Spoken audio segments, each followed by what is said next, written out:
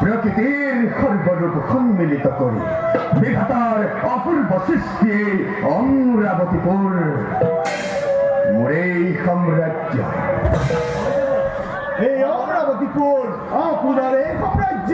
অনিন্দ পুকর ধারা সদা বিরাজিত এই অমরাবতীপুরে মন প্রাণ জোর করা হলো আর মাঝে মাঝে ভাহি আহে কোকিলার মা অজস্র ভমের পান করে মৌরক হৌকানোর মাঝে স্বর্গীয় জ্যোতিরে ভরা এই অমরাবতীপুর ভাষা করে নহে জানো দেবতার অমূল্য সম্পদ।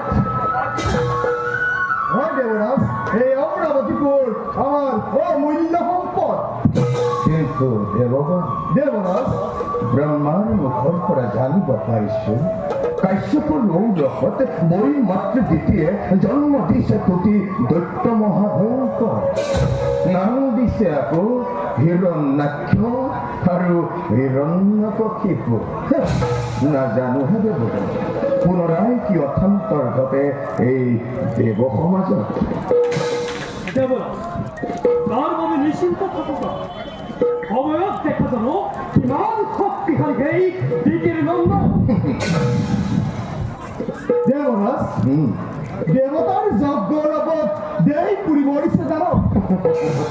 দৈত্য মাতা দিতি আজি উৎপাদিনী হৈ পৰম গুৰু দৈত্য শুক্ৰাচাৰ্যৰ চাপিছে ওচৰ আৰু গুৰু শুক্ৰাচাৰ্যই দেৱৰ অভিচিন্তি নানা কুমন্ত্ৰণা দি দানৱক দিছে কৰি ইয়তি সত্যগত দেবরাজ লিখা নলে দগ্ধ হোক দৈত্যমতা দিতি আজি অতিকে নিষ্ঠুরা দেবমাতা অদিতির অহিত চিন্তায় একমাত্র কাম্য জীবন। তাৰ বাবে শংকিত নহয় এই দেৱতা। হয় হওক শত শত দৈত্যৰ জনম তাৰ বাবে শংকিত নহবা তোমালোক। সৃষ্টিৰ স্থিতি প্ৰলয়ৰ গৰাকী যিজন হয় যদি দেৱতাৰ সহায় লক্ষ লক্ষ দানৱ আহিলেও নোৱাৰে একো অনিষ্ট সাধন কৰিব। তথাপি দেবৰাজ এটি কথা কব খোজো ভৱিষ্য কৰিব আনন্দৰে মই তোমাক দিছো অনুমতি। দেবরাজ, ভবিষ্যৎ চিন্তা করে অমরাবতী করে চিন্তা করি সমগ্র বিশ্ব অমরাবতী নগরের সৌপাঠ নির্মাণ করে মেয়েকে অভিজ্ঞ দেওয়ার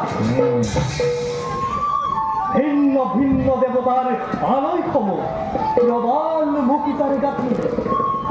মুকুতার গাথি নিজ হাতেই করিম নির্মাণ। আনন্দ দুর্গর পাশির খায়ে খায়ে হাজি প্রতিরক্ষা বাহিনীর ফরাম নির্মাণ।